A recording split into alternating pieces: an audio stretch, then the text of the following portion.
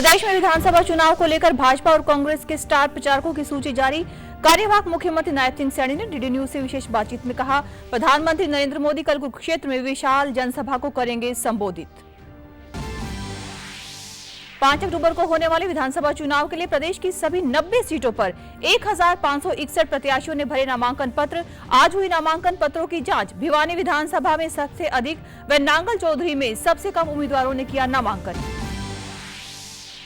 विधानसभा चुनाव के लिए दिया गया चुनाव का पर्व प्रदेश का गर्व नाम का स्लोगन। मुख्य निर्वाचन अधिकारी पंकज अग्रवाल ने विशेष जागरूकता अभियान चलाने के लिए दिए निर्देश।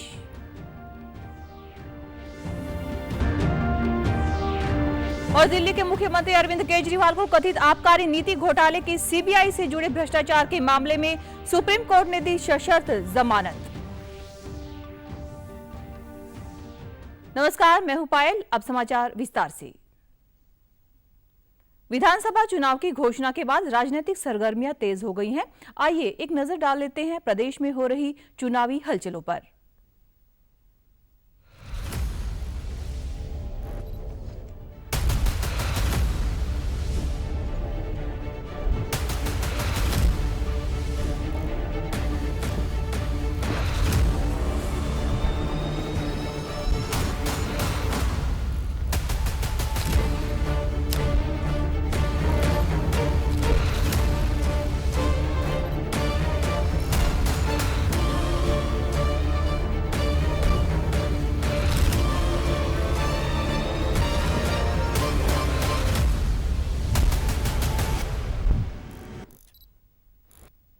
हरियाणा विधानसभा चुनाव को लेकर भाजपा ने अपने स्टार प्रचारकों की सूची जारी कर दी है। इस सूची में कुल 40 नाम शामिल हैं। इनमें प्रधानमंत्री नरेंद्र मोदी के अलावा केंद्रीय मंत्री व भाजपा के राष्ट्रीय अध्यक्ष जेपी नड्डा, गृह मंत्री अमित शाह, राजनाथ सिंह, नितिन गडकरी, मनोहर लाल, शिवराज सिंह चौहान सहित कई नेताओं के नाम शामिल हैं। भाजपा शासित राज्यों के मुख्यमंत्री और अन्य नेता भी हरियाणा में चुनाव प्रचार करने आएंगे। प्रदेश के कार्यवाहक मुख्यमंत्री नायब सिंह सैनी, यूपी के मुख्यमंत्री योगी आदित्यनाथ, राजस्थान के मुख्यमंत्री भजनलाल शर्मा, एमपी के मुख्यमंत्री मोहन यादव, उत्तराखंड के सीएम पुष्कर सिंह धामी और असम के सीएम हेमंत बिस्वा शर्मा भाजपा उम्मीदवारों के लिए प्रचार करेंगे। अगर इस सूची के क्रम में देखें तो सबसे ऊपर प्रधानमंत्री नरेंद्र मोदी और सबसे अंत में बबीता फोगाट का नाम शामिल है। इसके अलावा सूची में धर्मेंद्र प्रधान, अर्जुन राम मेघवाल, विप्लव कुमार देव, कृष्ण पाल गुर्जर, कुलदीप बिश्नोई, अशोक तंवर, किरण चौधरी, नवीन जिंदल सहित अन्य कई वरिष्ठ नेता भी शामिल हैं। हरियाणा में विधानसभा चुनाव को लेकर कांग्रेस ने आज स्टार प्रचारकों की सूची भी जारी की, जिसमें 40 नेताओं के नाम शामिल हैं। इस सूची में हाल ही में कांग्रेस में शामिल हुए कुश्ती खिलाड़ी बजरंग पूनिया और पहलवान विनेश फोगाट को स्टार प्रचारकों में शामिल किया गया है। सूची में पहला नाम कांग्रेस राष्ट्रीय अध्यक्ष मल्लिकार्जुन खड़गे, सोनिया गांधी, राहुल गांधी और प्रियंका गांधी का है। इसके अलावा हरियाणा के नेताओं में प्रदेश प्रभारी दीपक बाबरिया, प्रदेशाध्यक्ष उदय भान, पूर्व सीएम भूपेंद्र सिंह हुड्डा, कुमारी शैलजा, बीरेंद्र सिंह, रणदीप सुरजेवाला, दीपेंद्र हुड्डा, सतपाल ब्रह्मचारी और जयप्रकाश का नाम शामिल है। सूची में हिमाचल के सीएम सुखविंदर सुक्खू, अशोक गहलोत, भूपेश बघेल, सचिन पायलट, चरणजीत सिंह चन्नी, राज बब्बर, कन्हैया कुमार और अलका लांबा को स्टार प्रचारक बनाया है। कार्यवाहक मुख्यमंत्री नायब सिंह सैनी ने कहा है कि आगामी विधानसभा चुनाव में भाजपा की पूर्ण बहुमत की सरकार बनने जा रही है। डीडी न्यूज से विशेष बातचीत में उन्होंने बताया कि प्रधानमंत्री नरेंद्र मोदी कल धर्म नगरी कुरुक्षेत्र में एक विशाल जनसभा को संबोधित करेंगे। नायब सिंह सैनी ने कांग्रेस पर निशाना साधते हुए कहा कि कांग्रेस व्यक्ति विशेष की राजनीति करती है। लाडवा विधानसभा सीट से चुनाव लड़ने पर उन्होंने कहा कि वे पहले भी इस क्षेत्र का संसद में प्रतिनिधित्व कर चुके हैं और उन्हें जनता से भरपूर स्नेह और समर्थन मिल रहा है। चुनाव चल रहे हैं, उन आम चुनाव के अंदर आगाज करने के लिए, जीत का आगाज करने के लिए आदरणीय नरेंद्र मोदी जी कल 2 बजे कुरुक्षेत्र की इस पवित्र भूमि से, जहां भगवान श्री कृष्ण ने सर्वमानव जाति के लिए ज्ञान का संदेश दिया, गीता का संदेश दिया, उस पवित्र भूमि से आदरणीय प्रधानमंत्री जी इस विजय का शंखनाद करने वाले हैं। ये व्यक्तिवादी राजनीति करते हैं। ये इनकी संगठनात्मक न तो विचार है, न सोच है, न नीति है, न नेतृत्व है। और ना नियत है। नहीं, देखिए जनता ने बड़ा स्वागत किया है। मैं तो यहाँ से सांसद रहा हूँ इस क्षेत्र से, और यहाँ पर जब मैं आया हूँ पूरा का पूरा लाडवा सड़कों पे उस दिन मैंने नॉमिनेशन किया था, उन्होंने अपने भाई बेटे का ज़बरदस्त स्वागत किया है और मैंने भी सभी का आशीर्वाद लिया है। और मुझे पूर्ण विश्वास है कि लाडवा की जनता बहुत बड़े मार्जिन के साथ यहाँ से कमल का फूल खिलाने का काम करेगी। विधानसभा चुनाव के मद्देनजर प्रधानमंत्री नरेंद्र मोदी कल धर्म नगरी कुरुक्षेत्र की धरती से प्रदेश की जनता को संबोधित करेंगे। भाजपा द्वारा आयोजित कुरुक्षेत्र के थीम पार्क में होने वाली इस रैली में 6 जिलों के 23 पार्टी प्रत्याशी भी शामिल होंगे। भारतीय जनता पार्टी के जिला अध्यक्ष सुशील राणा ने बताया कि प्रधानमंत्री नरेंद्र मोदी धर्म क्षेत्र कुरुक्षेत्र की पावन भूमि से कल चुनावी अभियान का शंखनाद करेंगे।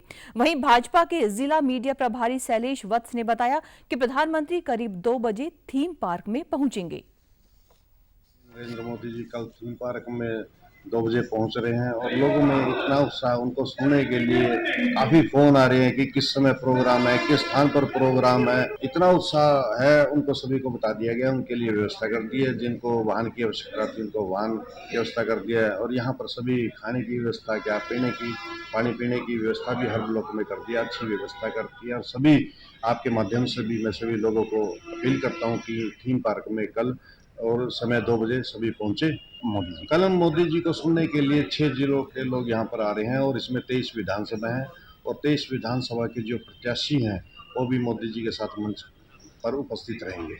माननीय प्रधानमंत्री नरेंद्र मोदी जी चुनाव की रैली को लेकर के शंखनाद कुरुक्षेत्र की भूमि से कर रहे हैं, धर्म क्षेत्र जिसे कहते हैं, और यहाँ पे आप सब लोगों का स्वागत है। रैली 6 जिलों की 23 विधानसभाओं की रैली होने जा रही है, जिसमें बहुत सारे जो जनमानस हैं वो जो आएंगे। और प्रशासन ने और भारतीय जनता पार्टी ने ये खास ख्याल रखा कि नॉर्मली क्या होता है, रैलियों में आमजन बड़ा परेशान हो जाता है, जाम की स्थिति हो जाती है। शासन प्रशासन ने मिलकर के नीति तय करी है कि आमजन को कोई दुविधा नहीं आने दी जाएगी। और आइए प्रधानमंत्री की कल होने वाली रैली की ज्यादा जानकारी के लिए चलते हैं कुरुक्षेत्र के हमारे संवाददाता कृष्ण कुमार के पास। कृष्ण जी, क्या आप मुझे सुन पा रहे हैं? कृष्ण जी जी, मैं सुन पा रहा हूं आपको। हाँ जी, तो कृष्ण जी कैसी तैयारियां चल रही हैं रैली की और कैसा जोश है बीजेपी के कार्यकर्ताओं में और आमजन में? जी, कुरुक्षेत्र के थीम पार्क में कल प्रधानमंत्री नरेंद्र मोदी एक बड़ी जनसभा को संबोधित करेंगे और चुनावी शंखनाद करेंगे इस थीम पार्क से। और भारतीय जनता पार्टी के समर्थकों में, कार्यकर्ताओं में बड़ा जोश है। रैली को लेकर पूरी तैयारियां कर ली गई है, सुरक्षा के पूरे इंतजाम कर लिए गए हैं। जी जी। भारतीय जनता पार्टी के समर्थकों में इस बात को लेकर उत्साह है कि इस रैली के बाद यहाँ चुनावी माहौल पूरी तरह से बदल जाएगा और कुरुक्षेत्र का आम जनमानस इस बात को लेकर खुश है कि प्रधानमंत्री नरेंद्र मोदी कल एक जनसभा को संबोधित करेंगे और उन्हें प्रधानमंत्री जी को जी कृष्ण जी, जो कि बीजेपी के मुख्यमंत्री, हरियाणा के मुख्यमंत्री ने कुरुक्षेत्र के लाडवा विधानसभा सीट से नामांकन सीट भरी है, उनको मिली भी है लाडवा से, और ऐसे में प्रधानमंत्री का कुरुक्षेत्र में आना तो बीजेपी के कार्यकर्ताओं में कैसा उत्साह और आमजन में होगा? नरेंद्र मोदी के साथ भारतीय जनता पार्टी के तमाम आला नेता इस और भारतीय जनता पार्टी के 23 प्रत्याशी भी इस बात को लेकर भी बड़ा उत्साह का माहौल है। तो कृष्ण जी, हमारे साथ जुड़ने के लिए आपका बहुत बहुत शुक्रिया। चलिए बढ़ते हैं खबरों में आगे। उधर भाजपा नेता ज्ञानचंद गुप्ता ने आज पंचकुला में एक प्रेस वार्ता के दौरान कहा कि कल कुरुक्षेत्र में होने वाली प्रधानमंत्री नरेंद्र मोदी की रैली में पंचकुला से करीब 2000 कार्यकर्ता पहुंच रहे हैं। प्रधानमंत्री के हरियाणा आगमन को लेकर कार्यकर्ताओं व आमजन में काफी उत्साह है। साथ ही उन्होंने आम आदमी पार्टी व कांग्रेस पर कटाक्ष करते हुए कहा कि हरियाणा कांग्रेस ने इंडी गठबंधन को पूरी तरह से नकार दिया है।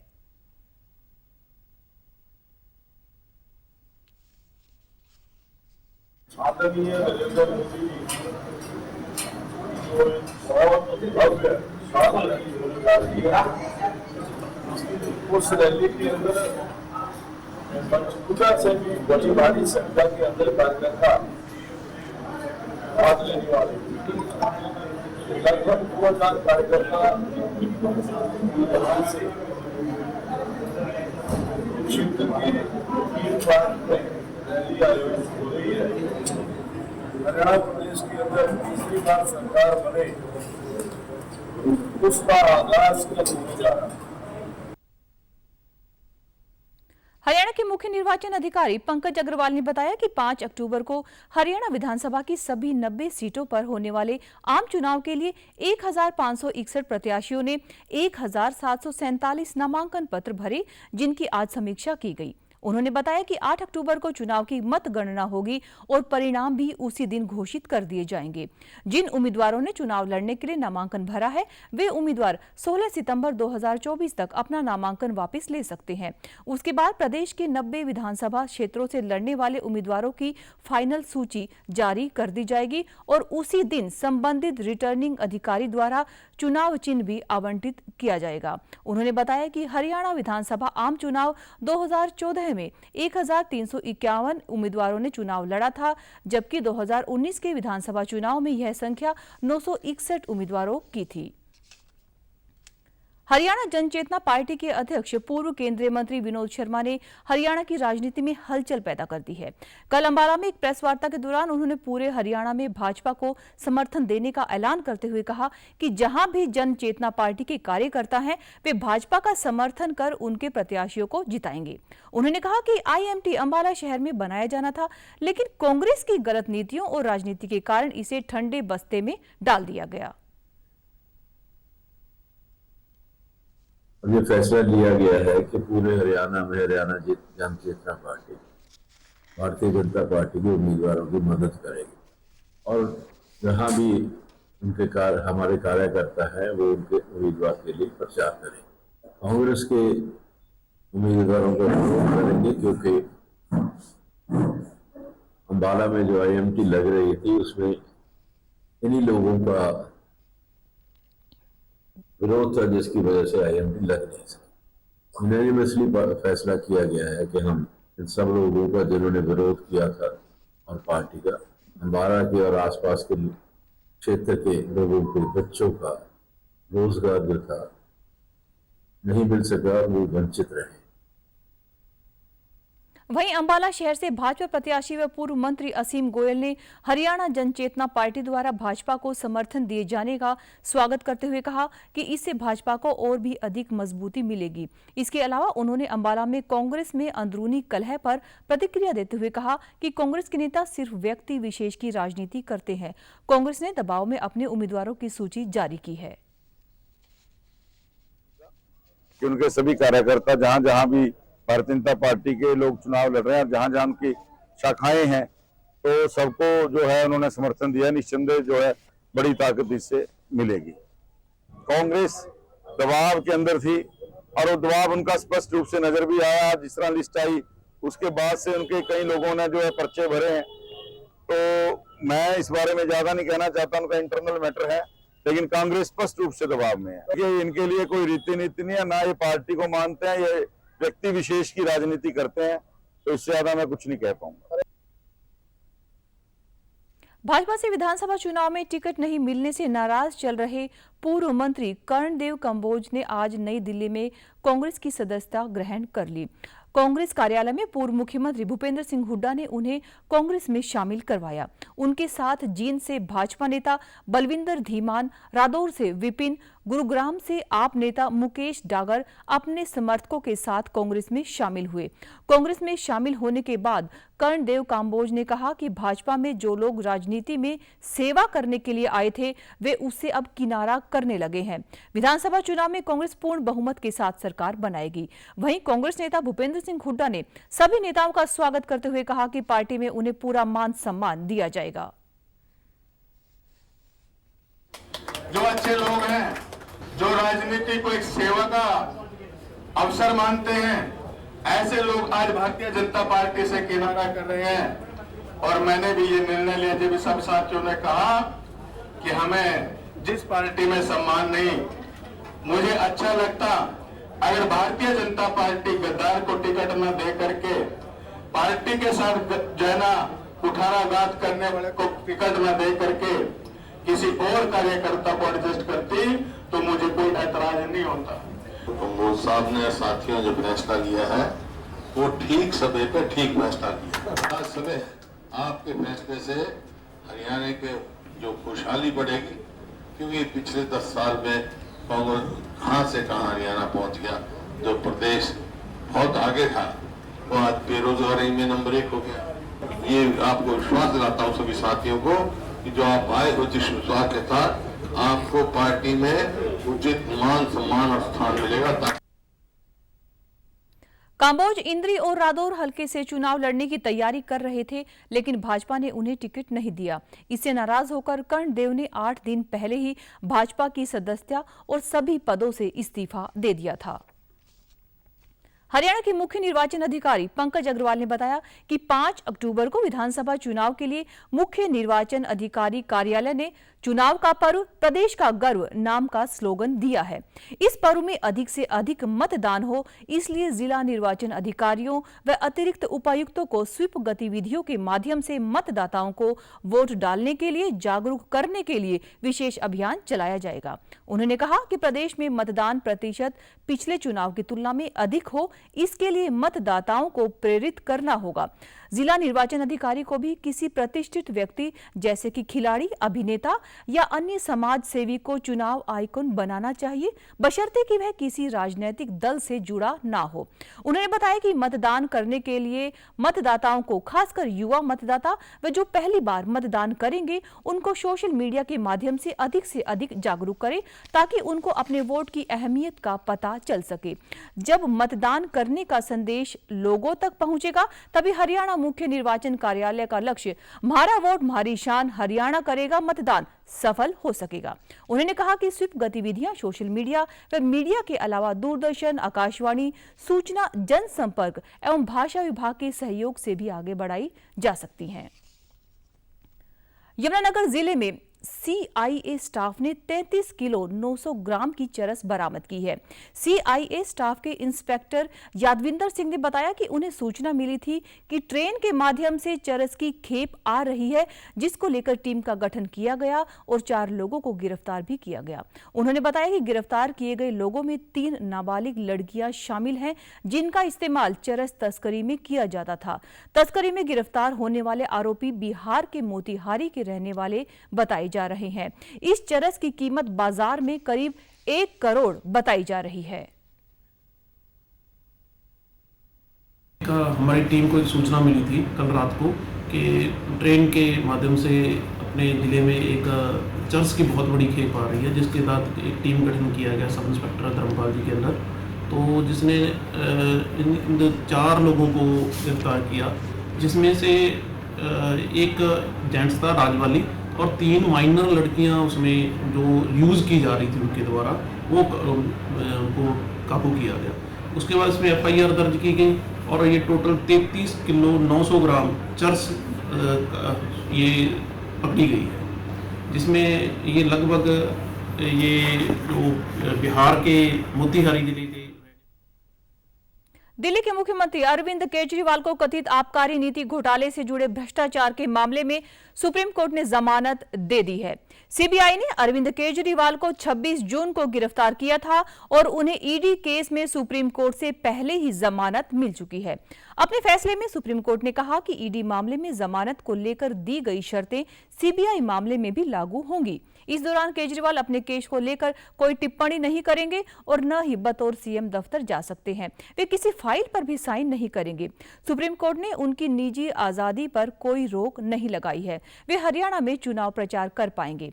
उधर भाजपा ने केजरीवाल पर हमला बोलते हुए कहा कि उन्हें अपने पद से इस्तीफा दे देना चाहिए। भाजपा प्रवक्ता गौरव भाटिया ने कहा कि अरविंद केजरीवाल में एक बूंद भी नैतिकता नहीं बची है। दिल्ली की जनता बेहतर सीएम की हकदार है।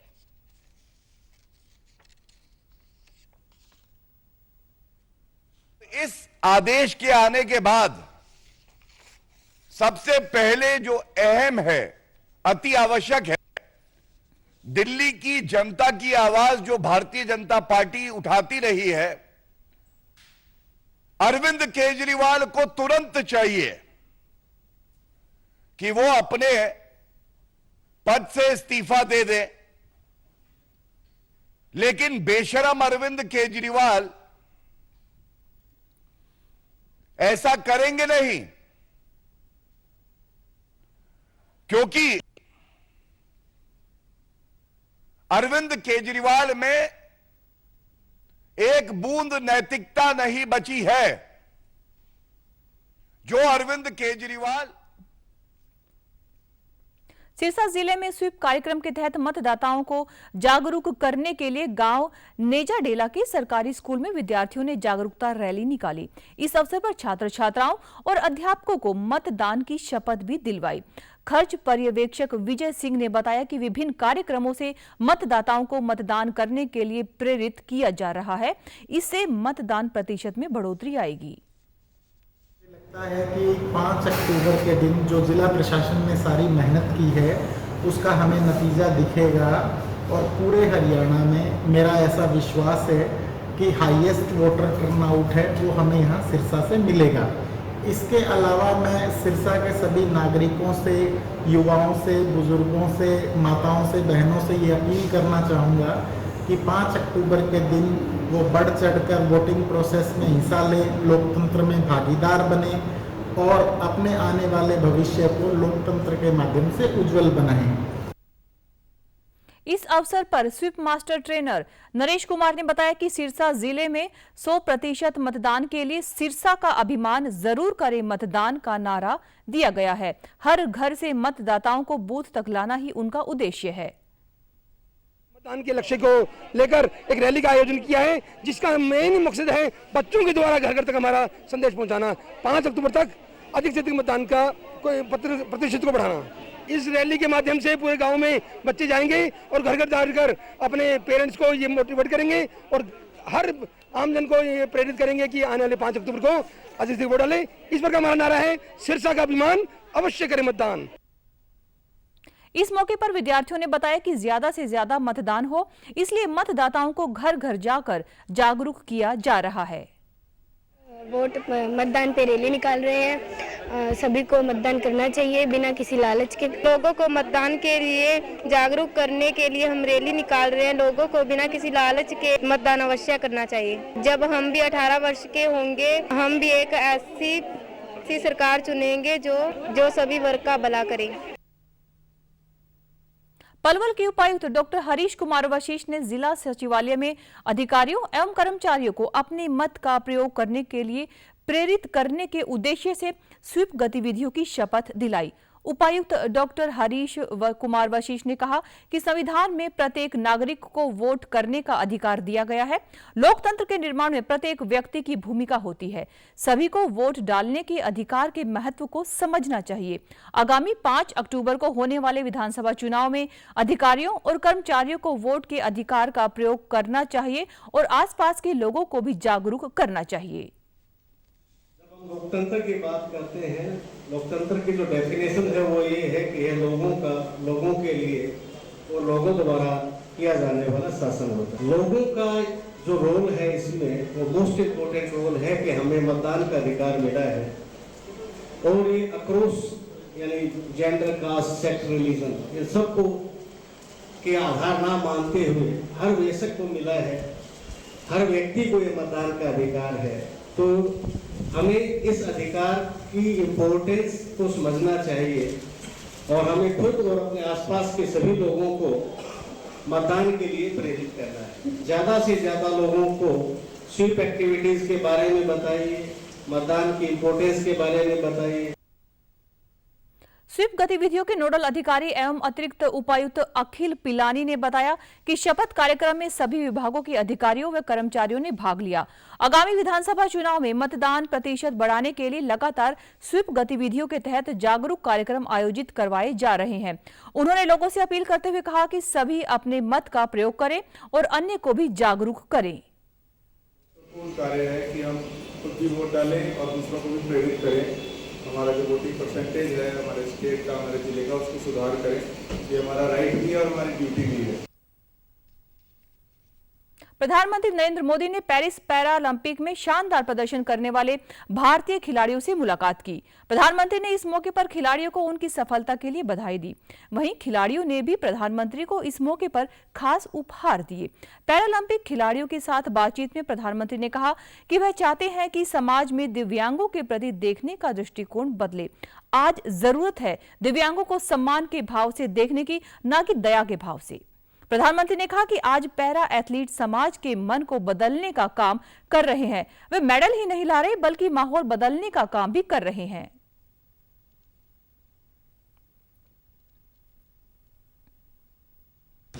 तो आप जो ये कंट्रीब्यूशन कर रहे हैं वो एक पूरे समाज के मन को बदलने का आपका कंट्रीब्यूशन है। सिर्फ मेडल नहीं, मेडल से ज्यादा आप माहौल बदल रहे हैं। हर दिव्यांग जन के मन में आप एक विश्वास पैदा कर रहे हैं कि हम भी कुछ कम नहीं है। और मैं मानता हूं कि हमने इस चीज को उसी रूप में करना है। आखिरकार मेडल की संख्या आजकल तो युग ही ऐसा है कि इन चीजों को काउंट किया ही जाता है, लेकिन 140 करोड़ का देश आज जिस जज्बे के साथ खड़ा हुआ है, खेलने के लिए नहीं जीतने के लिए जा रहे हैं। इस मौके पर पैरालंपिक में लगातार 2 स्वर्ण पदक जीतने वाले सोनीपत के भाला फेंक खिलाड़ी सुमित अंतिल ने प्रधानमंत्री को उनके सहयोग के लिए धन्यवाद दिया। प्रॉमिस लिया था कि ऐसे ऐसे 2 गोल्ड और चाहिए मेरे को। तो ये दूसरा सर आपके लिए है, क्योंकि उसके बाद में जैसे जब पैरालंपिक से पहले हम काफ़ी नर्वस थे, क्योंकि मैं आर्टिकल्स पढ़ रहा था कि हर तरफ मोस्ट फेवरेट एथलीट जो गोल्ड मेडल को डिफेंड करेगा, तो उसमें हमारे थे सर, उसमें मेरा भी नाम था। बट जब 20 अगस्त को आपसे बात हुई तो वही पल याद आ गया सर, टोक्यो वाले, कि अब की बार फिर से अच्छा करना है। उधर पेरिस पैरालंपिक में रजत पदक विजेता निशानेबाज मनीष नरवाल का फरीदाबाद पहुंचने पर भव्य स्वागत किया गया। उनकी इस उपलब्धि पर उनके पिता ने मनीष को 1.5 करोड़ रुपए की गाड़ी भेंट की। मनीष ने पत्रकारों से बातचीत में युवा खिलाड़ियों को संदेश देते हुए कहा कि कोई भी खिलाड़ी यदि मेहनत और लगन से अपने खेल के प्रति एकाग्रता रखता है तो आने वाले समय में वह निश्चित ही एक बड़े मुकाम को हासिल कर सकता है। लेकर आया हूं मैं, और जो भरपूर प्यार मिल रहा है देश का। मेरे कोचेस भी हैं, मेरे भाई और भी हैं, सभी मतलब जो है सभी मेरे रिश्तेदार, सबको मैं धन्यवाद बोलता हूँ कि इतना प्यार और इतना स्नेह देने के लिए। सर युवाओं को सर हार ना मानने की प्रेरणा बस, क्योंकि कई बार स्टेज आती है कि गिव अप करने का मन करता, चीजें छोड़ने का मन करता, और उस चीज पर ना जाके हम अगर मेहनत करते रहे तो आगे बढ़ते रहेंगे। ये ना गेम है, गोल्ड सिल्वर ब्रॉन्ज मेडल होता है, और कभी हार जीत भी होती है, तो मलाल वलाल कुछ नहीं है। अंदर बस जो है, जो भगवान ने दे दिया उसमें खुशी मनाने का वो है। आगे तैयारी करेंगे गोल्ड के लिए। अब हिसार से कांग्रेस सांसद जयप्रकाश ने कल नामांकन प्रक्रिया पूरी होने के बाद कांग्रेस भवन में एक प्रेस वार्ता को संबोधित किया। इस अवसर पर उन्होंने कहा कि प्रदेश में हमारी सरकार बनने पर कामों की गुणवत्ता पर ध्यान दिया जाएगा, रोजगार के अवसर जुटाए जाएंगे, नौकरियां ठेकेदारी प्रथा पर नहीं होंगी और कौशल रोजगार योजना को बंद करके पक्की नौकरियां दी जाएंगी। जयप्रकाश ने कहा कि जो पोर्टल लाभदायक होंगे उन्हें रखा जाएगा, बाकी को बंद करेंगे। उन्होंने दावा किया कि जिले में हमारे सभी प्रत्याशी 40 से 50 हजार वोटों के अंतर से जीतेंगे। रोजगार के अवसर जुटाए जाएंगे, सरकारी दायरे में जो नौकरियां हैं वो ठेकेदारी प्रथा पर नहीं, कौशल रोजगार निगम में जो कर्मचारी लग चुके हैं उनको तो हटाएंगे नहीं, और आगे से कौशल रोजगार योजना बंद करके सरकारी नौकरी पक्की लो। बाकी सिलेंडर है, 6000 पेंशन है, ये तो अब सबको पता है। 100 गज के प्लाट है, उनमें मकान है। जो पोर्टल लाभदायक होंगे उनको हम रखेंगे। हरीफ तो वैसे जोड़ा मिल गया, नड़ुआ में वैसे वोट ज्यादा मिलेंगे, क्योंकि चंद्र प्रकाश जी भी और अनिल मान भी, दोनों की जोड़ी बन गई। ये इन्होंने वोट मांगेंगे, ये उल्लापा से वोट मांगेंगे, दोनों इकट्ठे होकर काम फिट मारेंगे। वहीं नलवा हलके से कांग्रेस की टिकट न मिलने पर कल पूर्व वित्त मंत्री संपत सिंह ने बतौर आजाद उम्मीदवार नामांकन पत्र दाखिल किया। इस दौरान उन्होंने कहा कि कानूनी तौर पर बेशक मैं निर्दलीय हूं, परंतु मैं अपने आप को कांग्रेस का उम्मीदवार ही मानता हूं। उन्होंने कहा कि मुझे कार्यकर्ताओं ने ही नामांकन के लिए प्रेरित किया है। अपनी टिकट कटने के सवाल पर उन्होंने कहा कि हो सकता है कि टिकट वितरण में वरिष्ठता भी कारण बनी हो। जहाँ तक मैं फॉर्म भर के आया हूँ, ठीक है, कानूनी तौर पर ये निर्दलीय का है, लेकिन मैं अभी भी अपने आप को कांग्रेस का कैंडिडेट मानता हूँ। निशान मेरे पास नहीं है, लेकिन जो भी निशान है उसको मेरा अपना कांग्रेस का निशान मानूंगा। लेकिन मेरे पास भी आज सारे कांग्रेस के ही वर्कर आए थे। हजारों वर्करों ने कहा कि आप फॉर्म भरिए और अपने आप को कांग्रेस का ही मान के चलिए। हम भी आपको कांग्रेस का ही मानेंगे। हो सकता है वरिष्ठता भी इसमें कोई कारण बना होगा। दूरदर्शन चंडीगढ़ में कल 12 सितंबर को राजनीतिक चुनाव प्रसारण हेतु हरियाणा की सभी राजनीतिक पार्टियों को ड्रा के माध्यम से चुनावी प्रसारण समय अलॉट किया गया था। इस दौरान विभिन्न राजनीतिक पार्टियों के नेता मौजूद रहे। यह सारी प्रक्रिया हरियाणा चुनाव आयोग के वरिष्ठ अधिकारी राजकुमार की अगुवाई में संपन्न हुई।